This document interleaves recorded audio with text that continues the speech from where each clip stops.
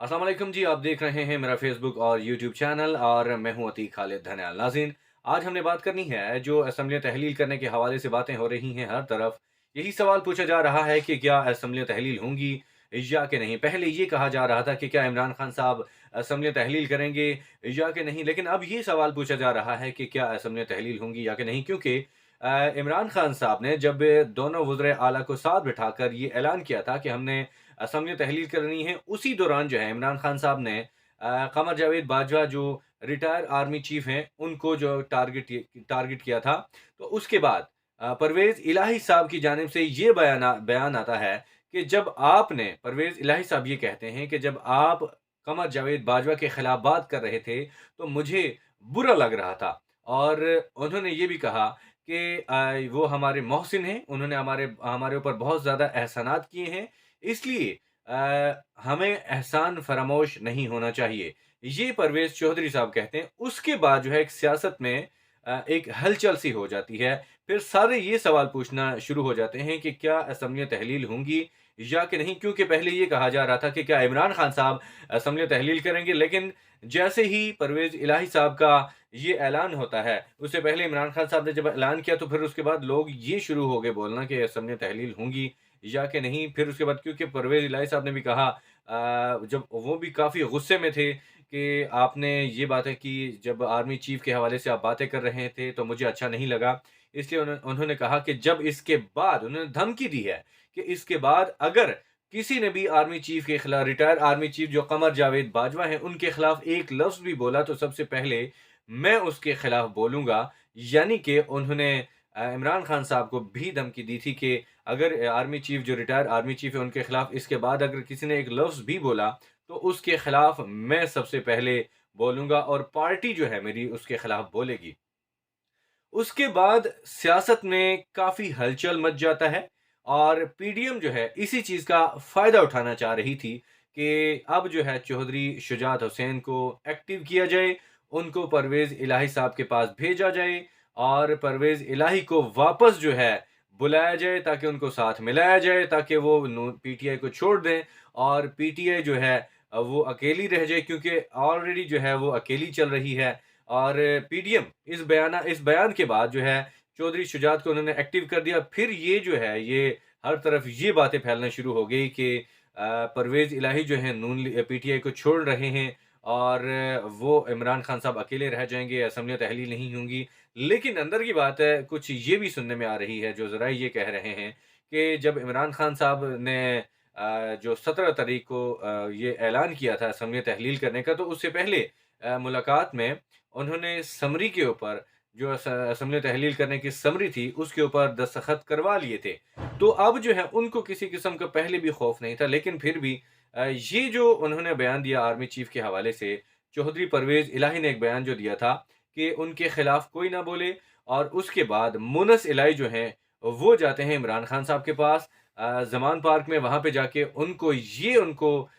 बताते हैं कि आप टेंशन ना लें, ये हमारी मजबूरी थी, क्योंकि परवेज़ इलाही साहब से जब कुछ लोगों ने मुलाकातें की हैं, तो उन्होंने गिले-शिकवे किए हैं कि आप तो उनके साथ बैठे हुए थे, इमरान खान साहब के साथ बैठे हुए थे।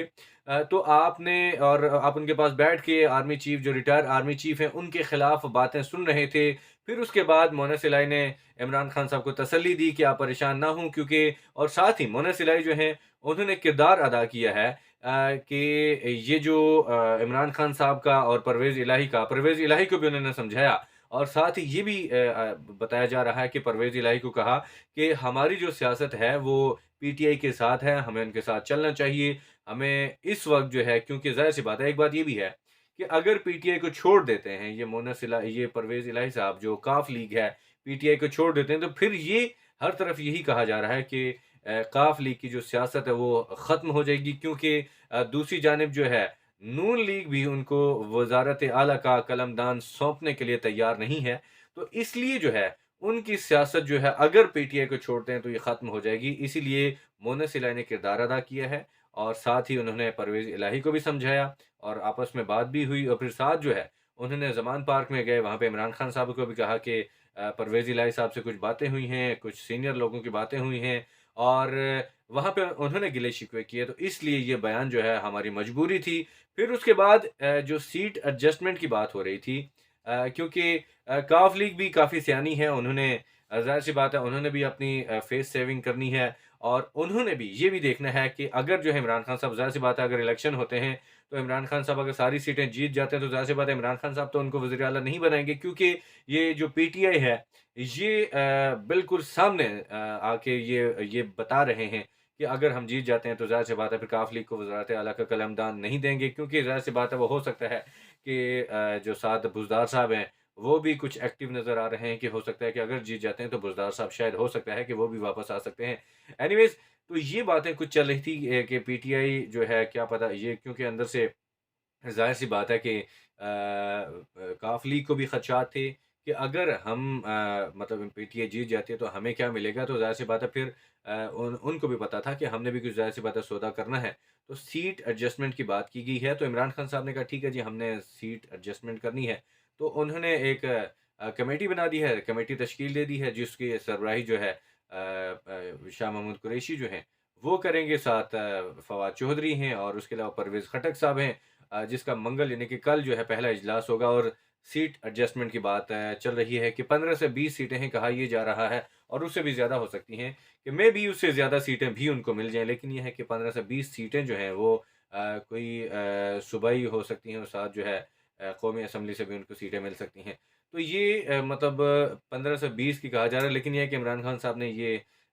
एक कमेटी तश्कील दी है कि इसके ऊपर काम किया जाए और उनको सीट के हवाले से एडजस्टमेंट होनी चाहिए। ज़ाहिर-सी बात है फिर काफ लीग भी उन्होंने अपने आप को बचाना भी है और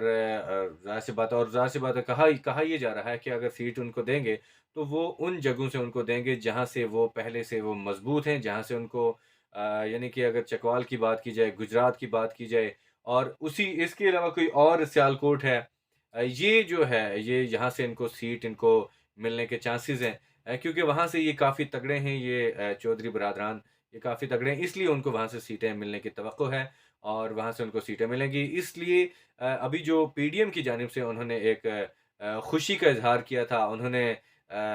मिठाइयाँ एक किस्म की बाँटना शुरू कर दी थी कि जब परवेज़ इलाही साहब ने बयान दिया था